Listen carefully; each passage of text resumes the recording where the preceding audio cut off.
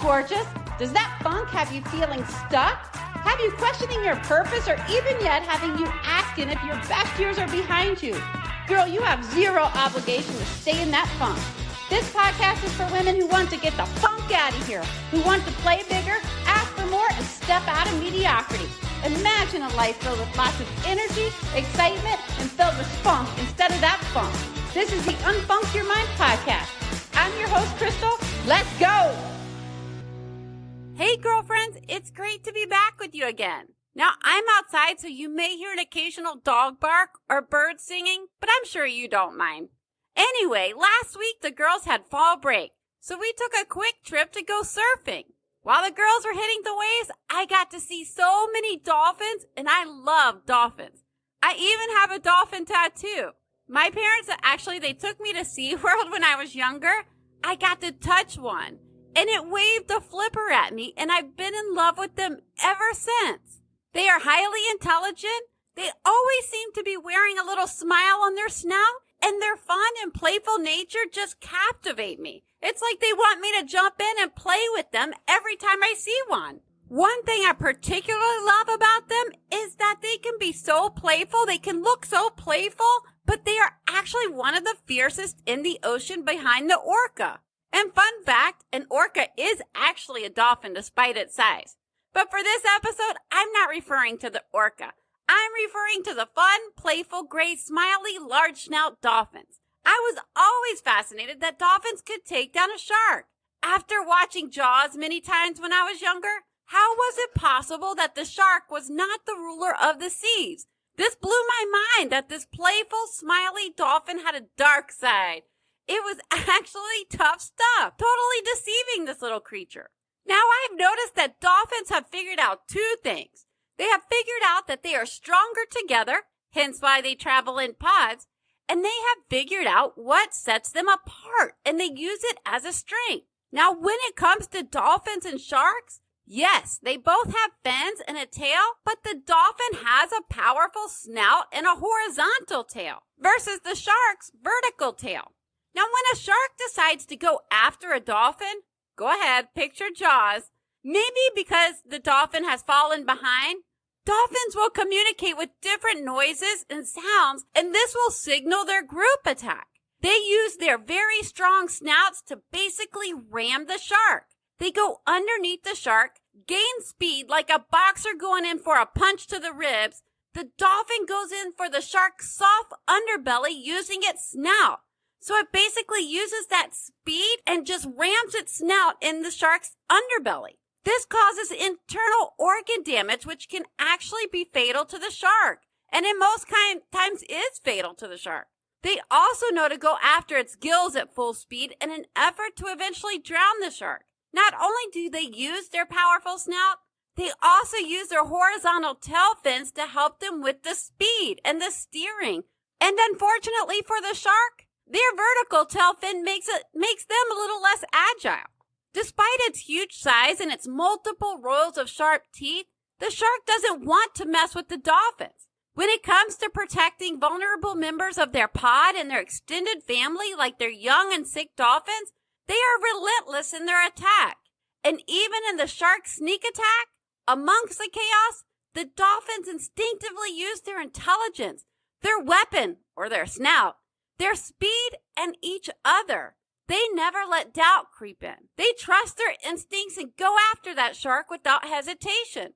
They are just not scared of that big, gigantic, great white shark or any other shark for that matter. Sometimes I believe we drop into a funk because we stop trusting our instincts, our inner knowing that our strong snout is capable of taking down things much bigger than us.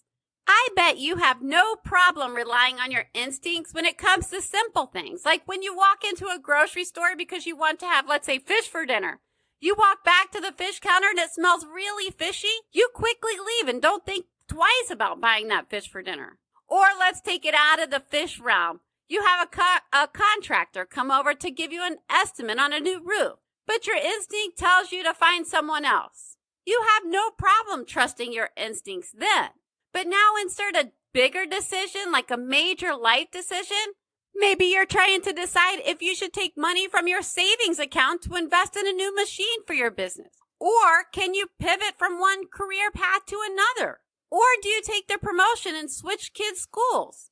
Obviously, this could be a myriad of things. Many of you will write the pros on one side of the paper and write the cons on the other side of the paper, but you never give a middle column or never consider what your instincts are telling you. Just like the dolphin, you have a natural instinct. This instinct is a natural desire or a tendency that makes you want to act in a particular way. Like, for instance, it's a lion's natural instinct to hunt. Is there a major decision, a shark, that you are in the midst of right now that needs you to add the additional column on your paper so you consider your instincts and what they are telling you? It's like your inner knowing. Just like the dolphin confronts the shark, you too can confront your shark, this major force, or else it will just keep coming back. You have the tools you need to confront that shark. And one of your biggest tools is your instinct, your inner knowing. Now, what else does that dolphin know? It knows its strength. It knows what sets it apart. It knows the power of its speed and its snout. It can use that snout and speed to give a huge blow to the shark, but it also uses that snout and speed to collect its food. It is good for multiple things. Can you imagine a dolphin looking at its reflection in the water, wondering if its snout was strong enough, if it was good enough, or if it was too big, too small, too long, too short, or if its speed was fast enough? The dolphin knows where its strengths are and knows how to use it. I watch and hear so many women like yourself question your strengths, or sometimes you don't even realize it's your strength. You've actually never given it much thought. It's time to recognize your strengths. You have to nurture these strengths because they are too what set you apart, and likely why your friends and family love to have you in the pod. We tend to pay attention to our shortcomings and put emphasis on those, but it's your strengths you need to nurture, feed, grow, and develop. You can grow those much faster than your weaknesses. You don't see a basketball player swinging the bat to grow in their basketball strengths. What is your snout and your speed? What are your strengths? What will help you take down your sharks, your negative thoughts, those big, scary, major life decisions that need some tough action? If you need a little help with this, go to your pod. Sometimes others see qualities in us that we completely overlook. Or take a look at your role models or the people you admire. You may share some of their same strengths, and hearing them share their strengths may help you articulate your strengths. Sometimes I will go back to those moments where I faced some of my hardest times, and I will access how I was able to overcome that major challenge. That strategy can also help you identify your strengths, because it's likely you had to pull out your strengths to get through that major thing. We've all had that shark show up in front of us. Some may be little sand sharks and some may be great whites. For some reason, you believe that there are people more equipped than you to conquer that shark. Or you may believe you're simply not the most qualified to take down that shark. However, if that shark shows up in front of you, know you are wildly capable of taking down that shark. God doesn't call the qualified, He qualifies the called. That shark is your call. You can take down that shark. You are qualified, girl. Tap into your instincts, your inner knowing. Tap into your strengths and call them to the surface. It's time to act. The shark or those sharks are blocking your rite of passage into the ocean. The shark is blocking you from experiencing overflow and abundance, keeping you from experiencing those waves washing over you and all the intricacies that the ocean has to give. You're giving your power away to that big-ass shark. You are making yourself a much smaller fish. You're giving your power away. And you actually might try and convince yourself that it's okay, that you can still swim around as a small fish. But girl, no, you're a big fish. You belong in that ocean too. Don't let that shark make you feel small. And as my little girl says, slay, girl, slay. And you know by now you can run into many different sharks. You may slay one, enjoy the abundance and exploration of the ocean. You may be speeding through water with it washing over your back. And then a shark that was lurking approaches you in your journey. Those little sharks, as I mentioned above, You mainly handle using your instincts and little effort is required by your snout. However, it's those big sharks that cause you pause, doubt, fear, and make you question your inner dolphin. Right now, my shark is hormones. This shark affects my mood, my sleep, my eating. Oh, when it comes to hormones, this baby is a great white. But what it doesn't know, I am the dolphin. Here is what I do know. My strengths that I need to call up and conquer this shark? Discipline. I go to the gym on a regular basis. When I sweat it out, I imagine all my crazy hormones releasing from my body. Now, there is no science behind this. It just works for me. It puts me in a place where I feel confident in conquering the day, conquering my shark. It lifts the brain fog. Ask my husband. He wants nothing to do with me if I miss a day at the gym. Then there is curiosity, like the dolphin. The curiosity also enhances my intelligence or knowledge around the subject because I'll grab a book or read an article and just become a student of the subject. And not only that, I've performed many experiments on myself. Out of curiosity, I have tried many things, like take hormone replacement therapy. I've tried shots. I've tried supplements and vitamins. I've tried turning my bed a different way. Okay, you can laugh. While many of these things didn't work, I have added it to my intellect, to my knowledge base. Another strength, I'm relentless in pursuit for answers. I will not give up trying to find an answer for sleepless nights or trying to figure out how or why my stomach is growing. And this shark can even change my mood, you guys.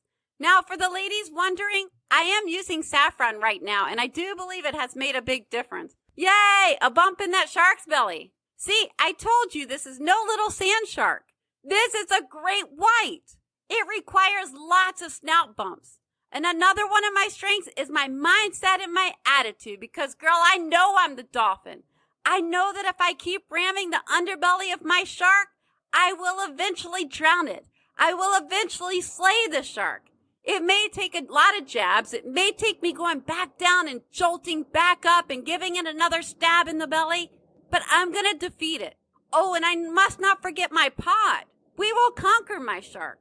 Now, don't succumb to the shark. You have what you need. Just keep poking at its underbelly. If that doesn't work, go after its gills.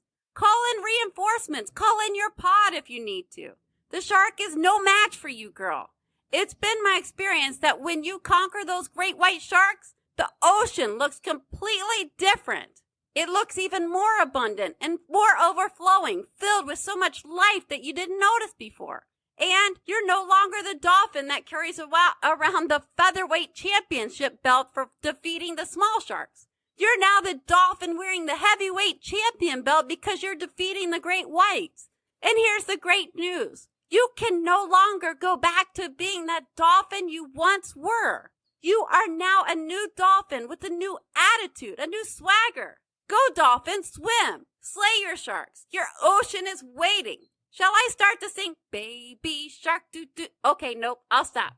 Okay, ladies, you know what time it is. Let's go. This podcast is meant for motivational purposes only. Before you go, Superwoman, I'd love it if you took a little action for me.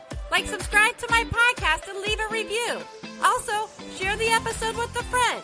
And as a thank you, hit up my website, unfunkyourmind.com. That's right, unfunkyourmind.com to grab free journal prompts. Okay, ladies, now is the time to go unfunk your mind. Play bigger and ask for more.